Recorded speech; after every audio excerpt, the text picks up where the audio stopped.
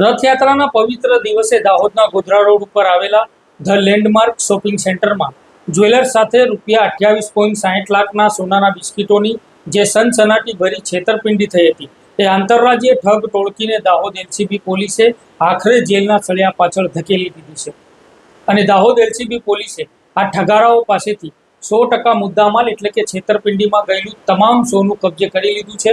Godhra road સ્થિત shopping સેન્ટરમાં દુકાન માલિક, ફર્નિચર અને આધુનિક ઉપકરણો સહિતના માલના વેપારીઓને ધંધે લગાડીને આ ઠગ ટોળકીએ ખોટી ફાઇનાન્સ બેંક બનાવી હતી અને સોની વેપારીને વિશ્વાસમાં લઈ ₹28,60,000ના સોનાના બિસ્કિટ લઈને આ સાતીર ઠગારાઓ ફરાર થઈ જવામાં સફળ રહ્યા હતા। પણ દાહોદ એલસીબીની નજરથી બચવું એટલું સહેલું નથી। આ બનાવની ગંભીરતા જોઈને દાહોદ એલસીબીની ટીમો અલગ અલગ મેદાનમાં ઉતરી હતી, જેમાં technical surveillance, CCTV, Netram command control અને હ્યુમન સોર્સની મદદથી એક શંકાસ્પદ ગાડી ટ્રેસ થઈ હતી, જેનો નંબર છે RJ03CC7323।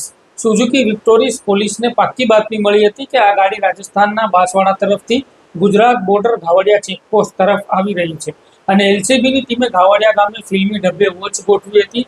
ગાડી આવતા જ ચારેય બાજુથી ઘેરાબંધી કરી લેવામાં આવી હતી અને ત્રણેય ઠગારાઓને દબોચી લેવામાં આવ્યા હતા। આ આરોપીઓ એવું વિચારતા હતા કે આટલા મોટો હાથ મારીને રાજસ્થાનમાં જઈને વટથી ફરશે અને આરામની જિંદગી જીવશે અને દાહોદ પોલીસ દાહોદમાં જ ફાફા મારતી રહી જશે। પણ પોલીસ પૂછપરછ શરૂ થતાં જ આ ત્રણેય ઠગારાઓ ભાંગી પડ્યા હતા અને પોપટની જેમ પોલીસ સમક્ષ બધું બોલવા લાગ્યા હતા।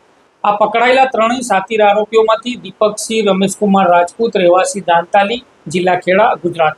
બીજો આરોપી છે લલિતકુમાર દયાશંકર રાઠોડ, રહેવાસી મહેતા માર્કેટ, ચિત્રા સિનેમા, લખાણા બજાર, જોધપુર, રાજસ્થાન। તેમજ ત્રીજો આરોપી છે આદિલ ઉર્ફે લાદેન વાહિદ મકરાણી, રહેવાસી પાટીગામ, કુશલપાડા, તાલુકા કુશલગઢ, જિલ્લા બાંસવાડા, રાજસ્થાન। પોલીસ પૂછપરછમાં આ ત્રણેય જણાએ ભેગા મળીને આ આખું કાવતરું ઘડ્યું હોવાની કબૂલાત કરવામાં આવી છે। દાહોદ લોકલ ક્રાઇમ બ્રાન્ચ પોલીસે આ ઠગારાઓ પાસેથી છેતરપિંડી કરેલા સોનાના 200 ગ્રામ બિસ્કિટ, મોબાઈલ ફોન અને રોકડ રકમ મળીને કુલ ₹38,80,590નો મુદ્દામાલ જપ્ત કરી લેવામાં આવ્યો છે। આ મામલે ડિવિઝનના ડીવાયએસપી જગદીશ ભંડારી દ્વારા શું માહિતી આપવામાં આવી હતી, સાંભળીએ તે। આ દાહોદ શહેરમાં એ ડિવિઝન પોસ્ટે વિસ્તારમાં રથયાત્રાના દિવસે એક ફ્રોડની ઘટના ઘટી હતી। જે ઘટનાની હકીકત મુજબ એક વેપારી છે, મહાવીર જ્વેલ્સના ઓનર, એમની પાસે વ્યક્તિ આવે છે અને વ્યક્તિ એમની પાસેથી 200 ગ્રામ સોનાની માંગણી કરે છે, પોતે દાન આપવા માંગે છે એવું કરી, અને પછી એમને એક ગોધરા ઉપર આવેલી ઓફિસે બોલાવે છે।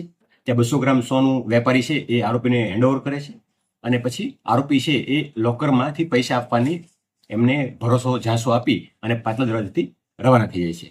આ ઘટનાની માહિતી જેવી દાહોદ પોલીસને મળી એટલે તાત્કાલિક ગુનો દાખલ કરવામાં આવ્યો હતો અને જિલ્લાના પોલીસ વડા રેવડાસિંહ જાડેજા સાહેબના માર્ગદર્શન હેઠળ જિલ્લાની વિવિધ ટીમો આરોપીને પકડી પાડવા અને ભોગ બનનારનું ગયેલું સોનું પરત મેળવવા માટે કાર્યરત થઈ હતી।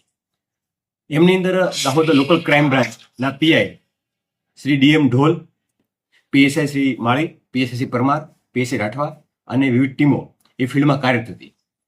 આ તમામ ટીમોએ technical, human intelligence, CCTV camera અને ડેટાબેઝ તમામને ચેક કરી અને વર્કઆઉટ કરી હતી। એ દરમિયાન પોલીસને મળેલી માહિતી અને બાતમી આધારે જે આરોપીઓ છે એમના નામ જણાવ્યા હતા અને એમના હેડઆઉટ પણ જણાવ્યા હતા અને પોલીસે એમને ચેકિંગ દરમિયાન પકડી પાડ્યા હતા અને જે તમામ આરોપીઓ છે એમની પાસેથી ગયેલું 200 ગ્રામ સોનું હતું એ સંપૂર્ણ 100% રિકવર થયું છે 200 ગ્રામ।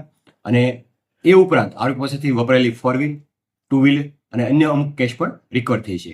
આમ આ ગુનામાં જે ભોગ બનનારનું 200 ગ્રામ સોનું ગયું હતું એ ગણતરીના દિવસોમાં દાહોદ પોલીસની લોકલ ક્રાઇમ બ્રાન્ચ ટીમ દ્વારા સંપૂર્ણ રિકવર કરી અને 3 આરોપીને પકડી પાડવામાં સફળતા મેળવી છે। આરોપીના નામ જોવા જઈએ તો દીપક રાજપૂત, લલિત રાઠોડ અને આદિલ વાહિદ મકરાણી છે। જે પૈકી દીપક અને લલિત આ બંને વ્યક્તિઓ હતા એ ગુનાને અંજામ આપતી વખતે એક્ટિવ રોલમાં હતા। જેમ કે લલિત રાઠોડ છે એ સોનીની દુકાને જઈ અને પોતે દાન આપવા માંગે છે એવું કહી અને જે વાતચીત કરી હતી ને કાર્ડ લઈને ગયો હતો એ વ્યક્તિ હતો।